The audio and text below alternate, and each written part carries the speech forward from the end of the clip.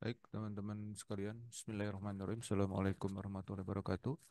Ketemu lagi dengan channel Rudy Rinaldi, teman-teman dari Pegadaian Provinsi Jawa Barat. Jadi kita hari ini tanggal 11 Oktober, hari Jumat, jam 10 pagi ini kita mencoba untuk berbicara tentang bagaimana AI gitu ya akan menggantikan peran PNS dalam pekerjaan-pekerjaan rutin.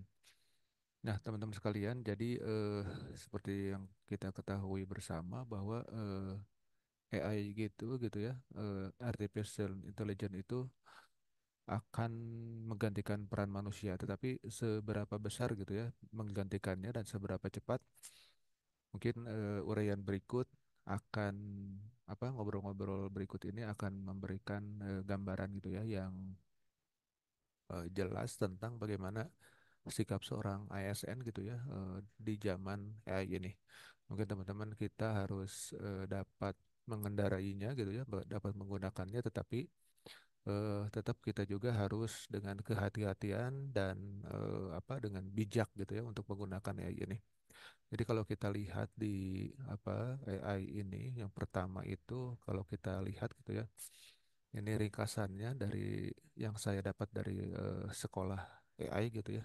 Jadi yang pertama tentang ChatGPT. Nah, ChatGPT itu adalah berfungsi sebagai asisten berbasis AI untuk menjawab pertanyaan, menulis konten, analisis data, pemrograman, dan bisnis kreativitas.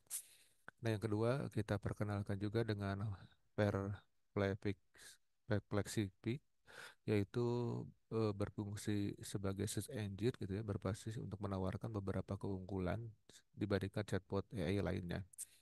Jadi pencariannya itu real time gitu ya, sumber yang kredibel, integritas sumber beragam, menghasilkan jadi jurnal akademik dicari gitu ya sama Perplexity ini dicari gitu ya. Bentuknya seperti ini ya teman-teman. Ini Perplexity. Perplexity kalau yang tadi AI ini ya, ini seperti AI ini. ChatGPT ya. Eh, Terus ini OpenAI. Nah, kalau yang ini Gemini ya, teman-teman. Jadi kalau kita Gemini ini dari Google ya dibawain, tapi kita masih versi ininya gitu ya, versi 1,5. Nanti kalau yang Pro-nya itu kita kalau berlangganan gitu ya, itu sekitar 300.000 per bulan bayarnya gitu, teman-teman. Jadi kalau misalnya kita misalnya kita tanya gitu ya. Nah, ini teman-teman, kalau ini yang namanya prompt ya. Ini prompt. Prompt itu adalah perintah apakah yang akan digunakan apa yang harus dijalankan oleh AI sebagai perintah kita. Nah, tergantung kebijakan kita ya. Kita memerintahkan seperti apa. Misalnya eh, buatkan program gitu ya. Program untuk anak balita supaya sehat. Ini supaya apa? Ini seperti ini ya. Pertanyaannya seperti itu. Ini harus di remove dulu. Nah, ini kita tanyakan. Nah, jawabannya seperti ini, teman-teman. Jadi menurut Gemini ini gitu ya, program balita itu nutrisi seimbang, terus aktivitas fisik, istirahat yang cukup, simulasi perkembangan, simulasi kesehatan, terutama berikut contoh. Nah, ini ya. Jadi jadwal-jadwal hariannya seperti ini: pagi bangun tidur sarapan. Terus misalnya konsultasikan dengan dokter kalau misalnya program-program yang lebih spesifik gitu ya, membahayakan anak. Nah, ini bersifat umum, disclaimer juga, jadi harus tidak harus kita turuti semuanya gitu ya teman-teman dari AI ini. Jadi ada disclaimernya juga. Jadi kalau misalnya ini untuk dinas kesehatan gitu ya. Terus kalau misalnya kita lihat gitu ya di ini, misalnya kita gambarkan gitu ya, gambarkan anak yang stunting.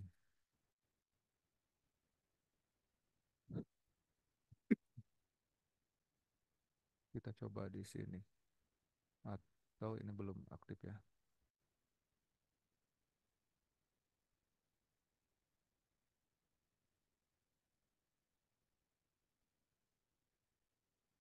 Nah, ini jawabannya ya, teman-teman. Tumbuh itu jangka pendek. Jadi kita harus mengetahui bagaimana ciri-ciri dari anak yang stunting itu gitu ya, seperti ini. Nah, ini juga teman-teman bisa digambarkan tuh ya, misalnya. di sini kan ada yang namanya untuk gambar itu DAL-E ya teman-teman. Atau yang ini ada image generator. Nah ini kita itu dibuat untuk ini ya apa menggambar ini tadi ya seperti gambarkan anak yang stunting. Kita bisa menggambar oh, ini karena kita perintahnya gambarkan gitu ya bukan buat gambar. Nah ini kita coba perintahnya ganti buatkan gambar anak yang stunting. Nah ini mereka akan membuat gambar yang ini ya apa ciri-ciri anak yang stunting itu seperti apa gitu ya. Jadi kita baru gambarnya untuk yang anak stunting. Hasilnya akan seperti ini teman-teman. Nah, ini ya. Jadi ini anak-anak yang stunting akhirnya seperti ini ya udah menurut AI di suatu pedalaman. Nah, tapi kalau misalnya kita ada apa perintah lainnya gitu ya misalnya buatkan anak yang stunting dibandingkan dengan anak yang normal gitu ya misalnya ya dibandingkan dengan anak yang pertumbuhan normal. Nah, hasilnya akan lain ya, teman-teman. Jadi ini tergantung apa gambarnya seperti itu apa gitu ya yang kita perintahkan. Nah, seperti itu ya, teman-teman. Jadi gambar-gambarnya sudah bisa dibuat, program-programnya juga sudah bisa dibuat.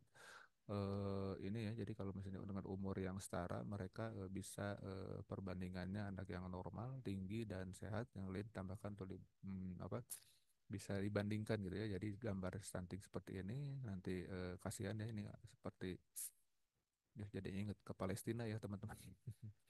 Semoga Allah Subhanahu wa taala menolong umat-umat Islam di Palestina. Amin. Nah, teman-teman, kalau misalnya kita setelah gambar ini kita sebetulnya kalau misalnya sudah apa mempunyai program ChatGPT ini kita tinggal ini aja teman-teman bisa apa mempunyai ide-ide buatkan ide ya untuk pengembangan misalnya ya pengembangan usaha UMKM apa saja idenya gitu ya. Nah, ini ide UMKM di aplikasi produk, go digital gitu ya, e-commerce branding yang kuat gitu ya.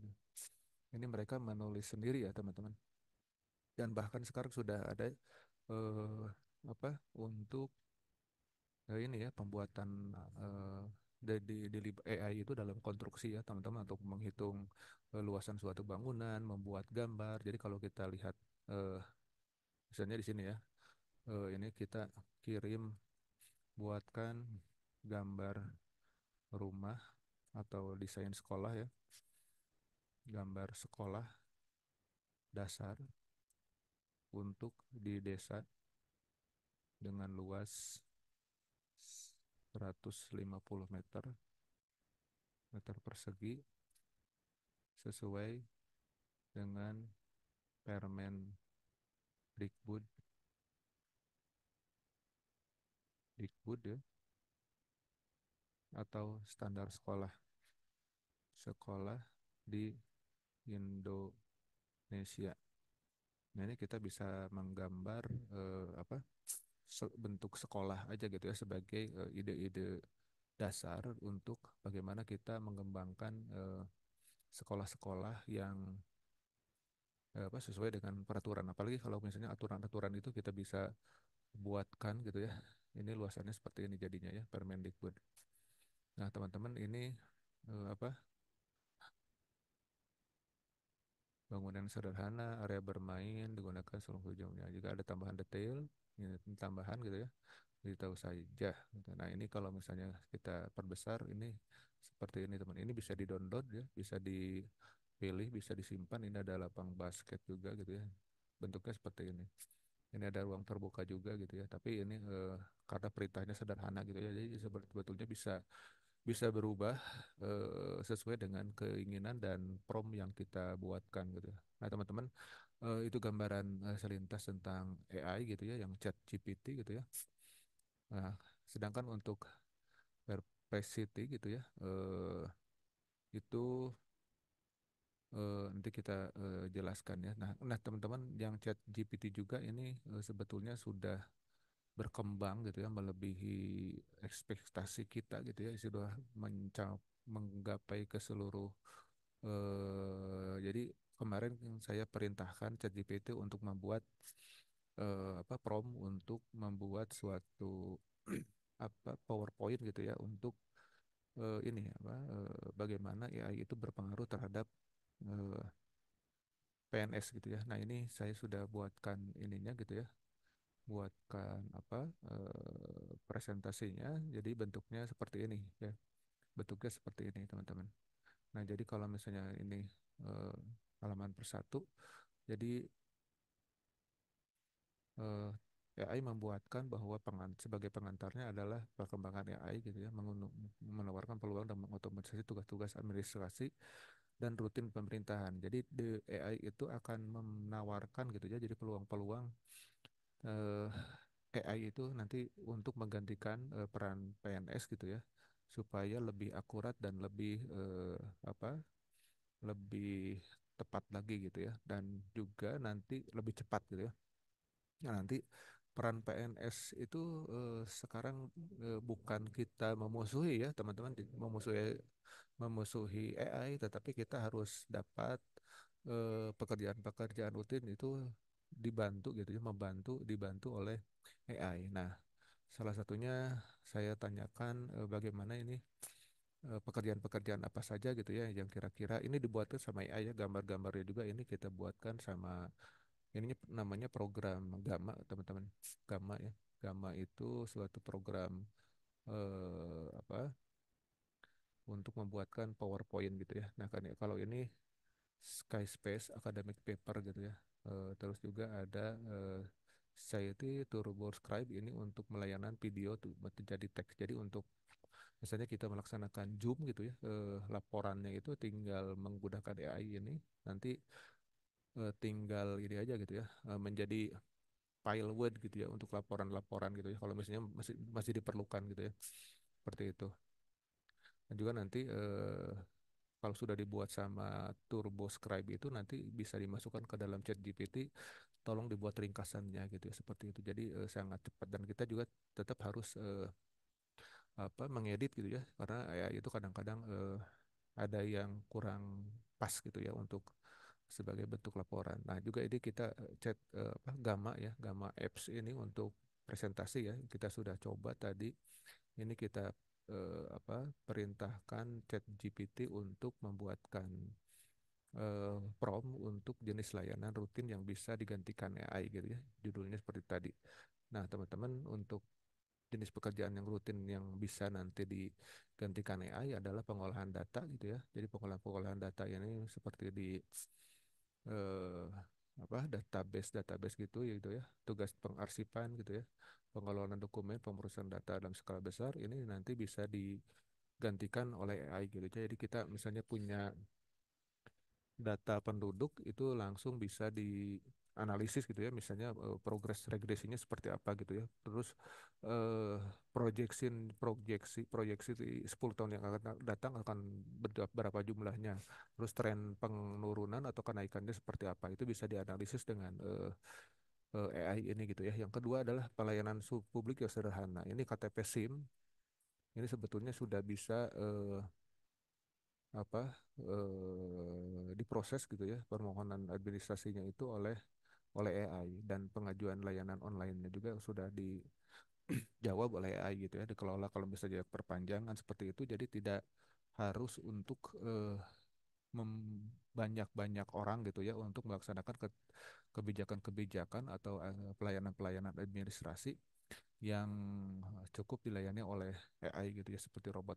Nah, terus juga pengawasan dan monitoring. Nah, ini juga AI itu dapat memantau perkembangan proyek gitu ya, pengadaan atau keuangan secara real time dan mendeteksi anomali dan penyimpangan. Ya, tentunya kalau misalnya mereka mengetahui anomali ini karena kita sudah memasukkan batasan gitu ya, atau instruksi misalnya perkembangan proyek misalnya apa kurang memenuhi dari yang diperkirakan, itu harusnya bisa dideteksi oleh AI. Ini kalau misalnya suatu bangunan gitu ya, ini progresnya udah berapa 30%, tetapi menurut AI bisa di real time kan gitu ya, progresnya itu padahal baru sekitar 25% itu bisa terjadi atau bisa lebih gitu ya. Jadi yang dilaporkan bisa berkurang. Tetapi kalau dengan AI itu kan tidak dapat di rekayasa atau di apa dibohongi gitu ya, sehingga bisa seadanya.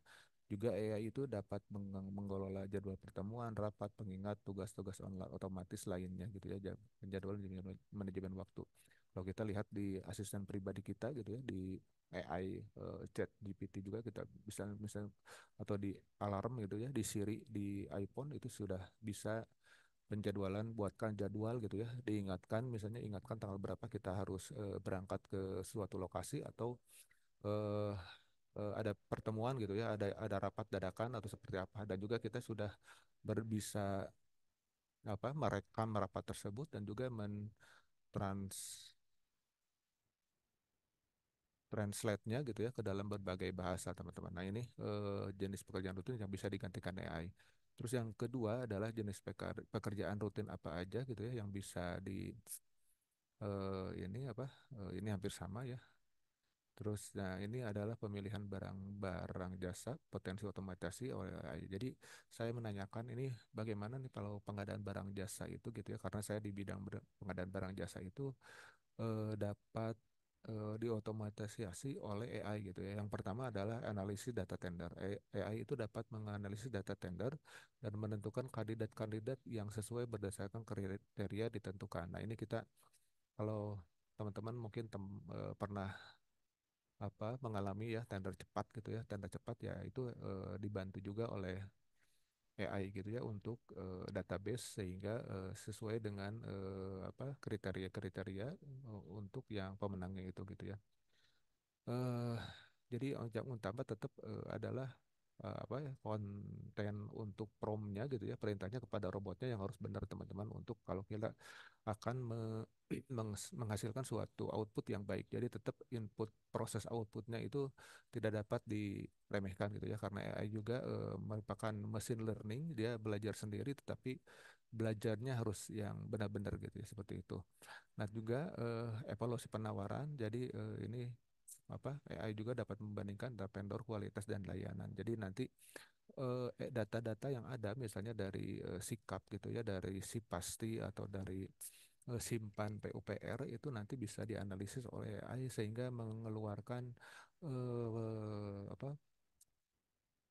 ini ya, vendor-vendor yang mana yang lebih pas untuk melaksanakan suatu pekerjaan gitu ya. Nah ini tentunya tidak terlepas juga dari penilaian gitu ya, dari LKPP itu. Kalau misalnya kita beli suatu barang itu kita harus menilai itu apakah bintang 1 sampai 3 gitu ya. Nah itu apakah eh, nilai-nilai itu mempengaruhi untuk sebagai algoritma dari AI ini ya. Yang ketiga adalah pengadaan dan manajemen kontrak. AI dapat juga membantu proses pengadaan barang jasa serta manajemen kontrak dengan pengingat dan notifikasi. Jadi kalau misalnya AI digabungkan dengan LPSE gitu ya, mereka bisa mengingat bahwa misalnya ada yang belum ter terupload gitu ya, belum dikontrak, nah itu juga bisa otomatisasi. Misalnya kita sudah berkontrak, nanti formatnya dibuatkan. Nah ini juga mungkin harus memperhatikan regulasi yang ada gitu ya tentang kontrak. Jangan sampai kontraknya dianggap menyalahi peraturan. Nah, mungkin peraturannya yang harus menyesuaikan dengan kondisi sekarang gitu ya, diringkaskan, disimpelkan gitu ya, dan untuk kecepatan dan ketepatan. Nah, teman-teman juga ini peran PNS yang hilang gitu ya, dan departemen-departemen yang akan berevolusi gitu ya. Yang pertama adalah tugas administratif yang akan berulang, terus pengolahan data gitu ya, seperti BPS gitu ya, seperti itu ya, dokumen, terus layanan publik, menjawab pertanyaan-pertanyaan. Sekarang kita sudah melalui chatbot yang dibantu oleh AI gitu ya. Terus juga pengawasan proyek ya, pengadaan dan keuangan dapat diotomatisasi. Sekarang kita sudah mengadakan proyek untuk katalog lokal, juga ada tender cepat gitu ya. Nah, ini proyek-proyek itu nanti dibantu diotomatisasi dengan AI gitu ya. Nah, katalog juga itu sebetulnya sekarang kita sudah sedang menggarap gitu ya di versi 6. Nantinya saya usul sih untuk versi 6 gitu, dan perbaikan-perbaikan selanjutnya itu otomatis udah dipantau oleh AI gitu ya. Jadi misalnya ada anomali harga gitu ya, tiba-tiba naik tiba-tiba turun, atau tiba-tiba tayang tiba-tiba dibeli lalu hilang lagi gitu ya. Itu beberapa temuan-temuan yang kami sampaikan, kami dengar dari LKPP, bahwa kejadian-kejadian seperti itu sudah masih banyak di di versi 5 gitu ya. Mudah-mudahan di versi 6 sudah tidak ada lagi. Dan juga ini departemen-departemen yang akan berevolusi gitu ya, kepegawaian-kepegawaian nanti, misalnya dengan talent talent scout gitu ya, talent scouting. Nah, nanti ini lebih lebih apa berintegritas lagi gitu ya kalau misalnya dilaksanakan oleh AI. Karena kalau kita talent scouting sekarang misalnya masih ada beberapa keluhan gitu ya dari pengguna atau beberapa karyawan, dibuktikan dengan adanya beberapa surat kaleng seperti itu ya. Terus juga untuk pendapatan daerah ini otomatis nanti gitu ya, ini otomatisasi untuk pembayaran gitu ya. Jadi pembayaran tidak usah datang lagi ke suatu kantor gitu ya. Jadi cukup dibayar di transfer, database-nya tentang STNK, BPKB gitu ya, itu sudah ada database di Bapenda yang akan didigitalisasi, sehingga ketika bayar itu otomatis terbuat gitu ya, jasa sumbangan ya, pajaknya kepada daerah, tetapi bentuknya bukan fisik lagi gitu ya, fisik fisik misalnya fisik STNK, tetapi STNK-nya itu sudah berbentuk digital gitu ya, misalnya segede kartu kartu itu sudah tertanam chip. Nanti itu pembayarannya, kalau misalnya ada razia juga itu tidak perlu ada razia di tengah jalan gitu ya. Jadi razianya secara digital, secara remote itu karena di kartu pemilik kendaraan itu ada chip-chip yang berisikan data-data, apakah pembayarannya atau pemiliknya, nomor mesin, nomor rangka, nomor pendaftaran pajak dan lain sebagainya, itu akan sangat efisien gitu ya. Terus juga kantor-kantor di Bapenda tidak terlalu sibuk gitu ya dengan urusan-urusan yang sebetulnya rutin dan bisa didigitalkan gitu ya, seperti itu. Mungkin kita perlu eksplorasi lagi tentang digitalisasi SNK gitu ya dan BPKB, sehingga yang benar-benar termasuk kepada bisa didata dilaksanakan oleh AI. Dan juga tentang kesehatan ya teman-teman. Jadi kesehatan itu salah satu bentuk untuk ini ya, bentuk database orang-orang gitu ya. Jadi orang-orang sebetulnya bisa dikasih satu chip gitu ya untuk pendaftaran BPJS, data-data kesehatannya, profilnya, alamat lengkapnya, pekerjaan, riwayat penyakitnya, obat-obat yang resisten gitu ya, atau punya punya riwayat hidup seperti apa. Nah, itu sebetulnya bisa didata gitu ya per orang per ini. Jadi misalnya dokter itu sudah mengetahui ketika datang mereka, datanya itu sudah tampil di monitor gitu ya, bahwa itu berdasarkan chip yang ada dibawa sama pasien-pasien tersebut. Nah, teman-teman sekalian juga ini manfaat AI gitu ya, pengerjaan rutin itu kenapa gitu ya. Nah, kalau dengan AI itu biasanya kita akan meningkatkan efisiensi waktu gitu ya. Jadi kalau misalnya tadi saya buat apa PowerPoint ini biasanya perlu beberapa hari gitu ya untuk membuatnya, ini hanya beberapa detik saja sudah tersedia, tinggal mengedit-edit disesuaikan dengan kebutuhan kita. Akurasinya tinggi gitu ya, ini dengan gambar-gambar seperti ini kalau kita cari di googling gitu ya, itu terus di download, terus juga bisa bisa kena hak cipta dan macam-macam gitu ya. Dan juga mungkin harus ngedit ini sebelah mana gitu ya. Dan juga peningkatan pelayanan publik gitu ya, pelayanan publik itu menjadi lebih responsif. Jadi kita jangan jangan alergi gitu ya dengan AI, kita harus dapat menungganginya gitu ya teman-teman. Jadi bisa belajar, bisa bisa apa bisa bisa ini ya, ngibingan anak gitu ya kalau bahasa Sunda mah, jadi ngigelan anak, jadi harus bisa bagaimana AI ini bermanfaat untuk kita sendiri gitu ya dan teman-teman untuk meningkatkan kinerja dari PNS tersebut. Jadi jangan kalau kita misalnya kita nggak ada pekerjaan, sebetulnya pekerjaan itu banyak gitu ya teman-teman. Jadi bisa bisa ditanyakan kepada AI untuk ide-ide apa saja yang untuk pengembangan misalnya rekan-rekan sekarang sebagai japung apa gitu ya. Nah, itu tanyakan saja kepada GI, apakah japung ini misalnya pekerjaannya seperti apa? Dikasih ini di feeding aturannya gitu ya. Kalau misalnya tadi di apa di chat GPT itu sebetulnya bisa bisa di apa unggah dari komputer peraturan-peraturan yang apa gitu ya untuk misalnya ini rencana permohonan atau rencana aksi mentor seperti apa atau peraturan-peraturan gitu ya peraturan-peraturan lembaga. Nah, itu bisa bisa diinjek gitu ya biar dia pelajari gitu ya seperti itu teman-teman. Jadi kita tidak apa biar AI juga menganalisisnya gitu ya tidak terlalu melebar gitu. Jadi biar fokus kita kasih feeding gitu ya namanya feeding ya kalau misalnya dikasih pakan gitu ya dikasih makanan dikasih materi juga gitu teman-teman supaya dia bisa tolong pelajari ini gitu ya tolong pelajari ini atau kita tulis aja tolong pelajari undang-undang tentang pengadaan barang jasa misalnya undang-undang tentang pengadaan tanah gitu ya dan juga nanti kita bisa berdiskusi dengan mereka. Nah, ini juga teman-teman bisa ini ya dalam chat GPT itu bisa mengeluarkan suara ya teman-teman kalau misalnya di versi HP atau di versi tablet ya teman-teman. Tablet itu bisa kita bisa seperti ngobrol dengan Siri atau Google Voice gitu ya seperti itu. Nah, selanjutnya kalau kita lihat di sini adalah contoh implementasi AI dalam pekerjaan PNS. Nah, ini kalau kita lihat gitu ya, gambarnya ini dari dibuatkan oleh AI.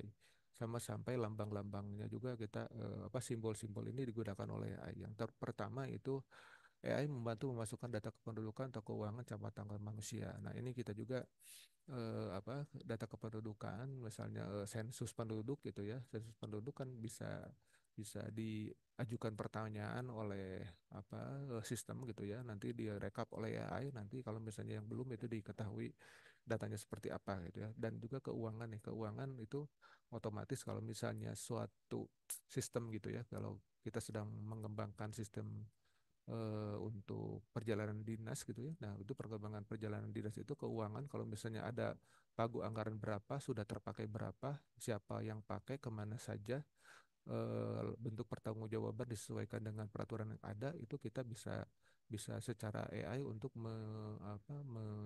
menganalisis gitu ya. Misal bentuk-bentuk grafiknya gitu ya siapa saja yang berangkat kemana saja atau misalnya di mapping dalam suatu peta itu sebetulnya bisa terlaksana ya.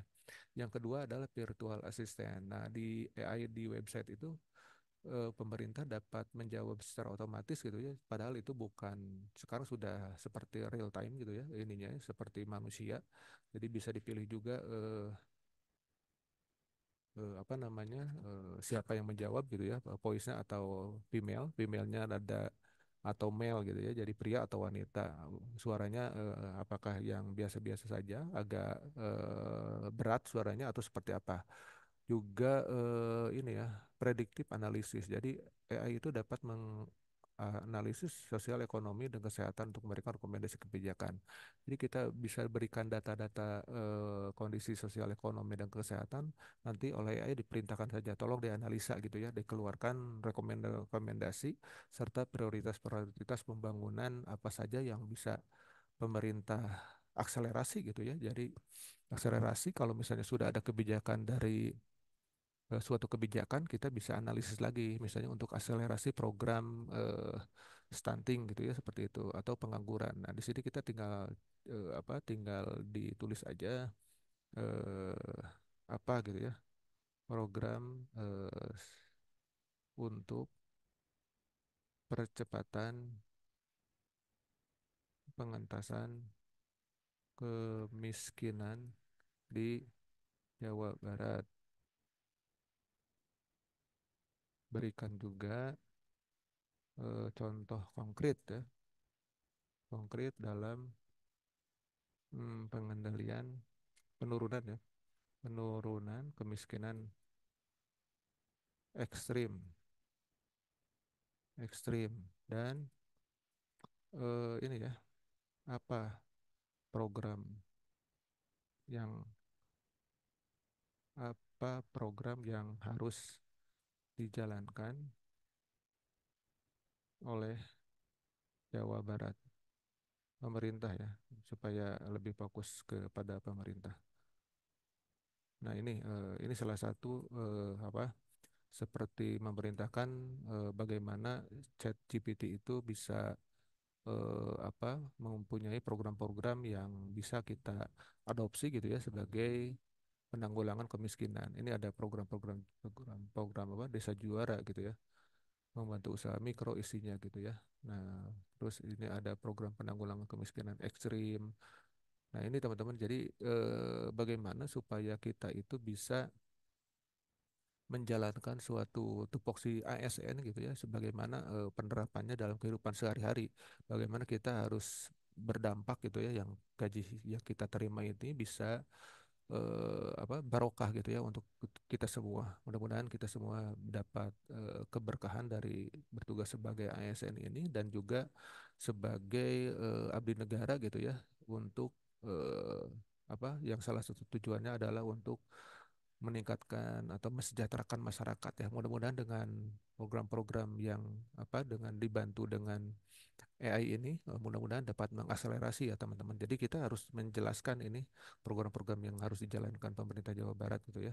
Nah, ini kalau sebetulnya kalau yang ini sudah kita jalankan di Biro Pengadaan Barang Jasa, juga mungkin ya nanti sinergi dengan ini ada 4 ya. Jadi keterampilan kerja, akses pendidikan masyarakat, serta UMKM digital, serta infrastruktur desa.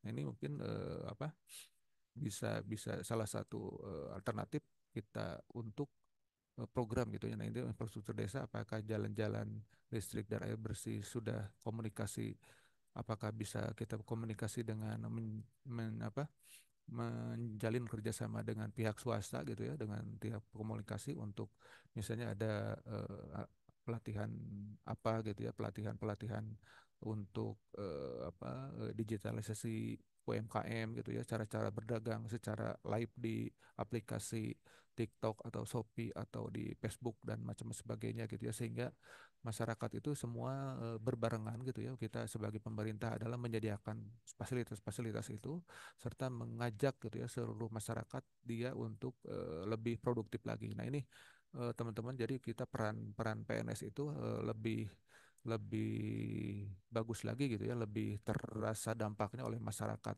Nah, yang terakhir adalah AI melakukan proses pengadaan barang jasa secara otomatis dan efisien. Jadi kalau kita lihat di Korea gitu ya, itu ada program pengadaan barang jasanya sudah menggunakan AI secara hampir keseluruhan ya teman-teman, seperti itu.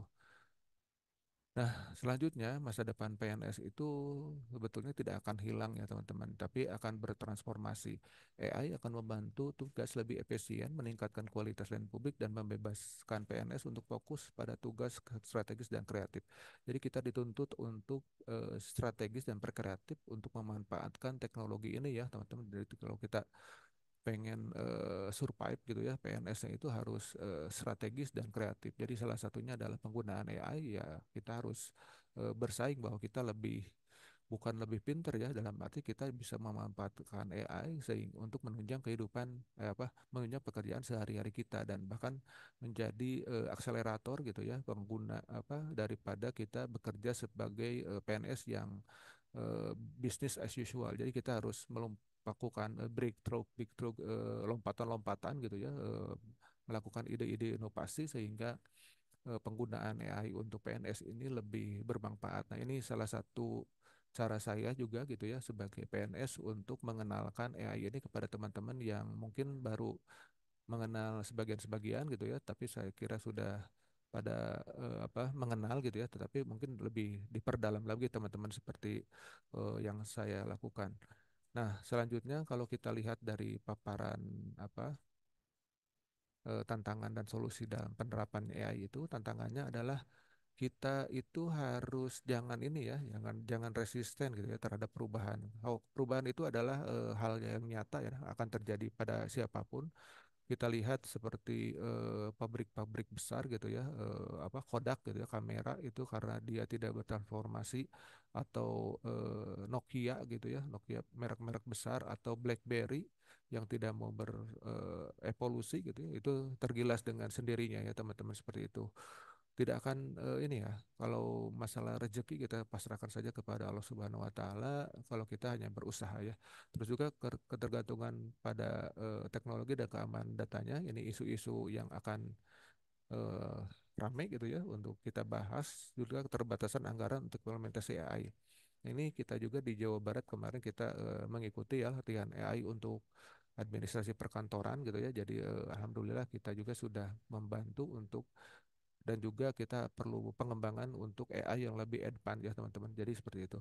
Nah, juga peningkatan kapasitas SDM dengan untuk mengelola AI dengan AI, terus kolaborasi antar pemerintah swasta dan AI sebagai alat bantu bukan pengganti gitu ya. Jadi AI itu berganti. Jadi bisa sebagai pengganti, bisa sebagai alat bantu. Jadi kalau pengganti itu seperti di pabrik mobil gitu ya, pabrik-pabrik mobil, pabrik-pabrik elektronik itu sebetulnya sudah diganti ya dengan AI. Bagaimanapun kita juga harus lebih realistis gitu ya, bahwa ada juga yang diganti untuk oleh AI, tetapi manusia itu sebagai apa pemimpin gitu ya, sebagai sutradaranya, sutradara untuk suatu pekerjaan ya. Jadi memerintahkan, memanfaatkan robot-robot untuk ini ya bekerja kepada kita, seperti Nabi Sulaiman mempekerjakan jin gitu ya, dan binatang-binatang untuk ini ya membantu membangun istananya gitu ya, istana bawah laut seperti apa. Nah mungkin ceritanya lebih banyak seperti itu ya. Jadi kita harus, manusia harus tetap sebagai apa food chain, rantai ini ya, rantai tertinggi dari keberadaban ini. Nah, yang pertama adalah kesimpulan ya, AI itu adalah sebagai alat bantu ya teman-teman, dan juga PNS itu harus fokus pada kemanggilan keputusan strategi dan kreatif. Juga AI itu akan nantinya menggunakan tugas-tugas rutin. Nah, kalau misalnya teman-teman sekarang berada di jalur rutin, itu harus shifting gitu ya, harus bergerak setelah itu bagaimana menggantikan AI itu dalam pekerjaan-pekerjaannya sekarang ngebantu gitu ya teman-teman, seperti itu. Dan eh, ini ya pertanyaan-pertanyaan yang muncul-muncul gitu ya. Nah teman-teman, seperti itu. Nah ini sebetulnya ini kita dibuat dengan ini ya, gamma ya teman-teman. Jadi bentuknya seperti ini. Nah ini gamma teman-teman. Jadi apa bentuknya seperti ini. Jadi ada apa di sini, saya juga pernah apa membuat beberapa PowerPoint oleh Gamma ini gitu ya. Ini saya baru versi gratisannya teman-teman. Jadi lumayan untuk coba, terbatas gitu ya. Ada berapa? Sekitar 15 slide ya, masih terbatas. Jadi kalau misalnya ini misalnya tentang konsolidasi pengadaan barang jasa, saya juga pernah apa membuat gitu ya, untuk ininya apa, bagaimana untuk sosialisasi kepada teman-teman di pengadaan barang jasa, bagaimana itu tentang konsolidasi pengadaan barang jasa gitu ya. Ini seperti ini. Jadi ini hanya 9 slide ya teman-teman. Jadi apa banyak juga yang sudah kita coba-coba ya. Terus juga sekarang kan AI untuk musik juga sudah ada. Jadi teman-teman silakan kalau misalnya yang apa perlu perlu ngobrol-ngobrol, silahkan komen di bawah. Kalau misalnya tentang apa misalnya ini ya, kita perpanjang lagi bagaimana program UMKM digital ini, bagaimana penerapannya gitu ya, misalnya seperti ini, bagaimana penerapan atau peningkatan program dana saing. Nah ini, ini jawabannya langsung gitu ya. Jadi ada pelatihan literasi gitu ya, digital, pembuatan toko gitu ya, online. Nah kita juga di Jawa Barat sudah apa melaksanakan ini gitu ya. Kalau pelatihan dan teknologinya kita percayakan adalah kolaborasi ya, kolaborasi dan oleh dengan marketplace. Kita sudah melaksanakan pendampingan dan mentorship digital juga, kita sudah laksanakan. dilaksanakan, terus juga promosi ya, promosi dan kampanye lokalnya ya, kepada eh, apa perangkat daerah gitu ya, sama masyarakat umum. Terus tentang pembayaran digital kita juga apa tentunya UMKM itu harus mempunyai kris ya, kris untuk membayar gitu ya, pembayaran dari dari pemerintah. Terus juga penyediaan data analitik, kita juga memfasilitasi UMKM agar digitalisasi gitu ya. Nah ini Jabar di sini menggunakan ke pasar digital melalui Jabar intensif. Nah kita juga udah mempunyai program Jabar Jabar ini ya, WJDM ya, jelaskan tentang WSJDM Jawa Barat. Udah tahu belum nih mereka? Oh, oh salah nih. Digital Marketplace ya, WJDM.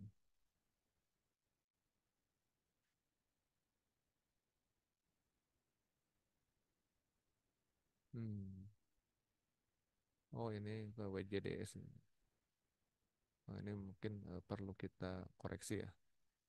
Jadi integrasi antara WJDM sama WJDS ini perlu kita itu teman-teman ya, perkenalan kita dengan ChatGPT atau AI, juga Perplexity dan teman-temannya, sehingga teman-teman bisa bisa ini ya, bisa apa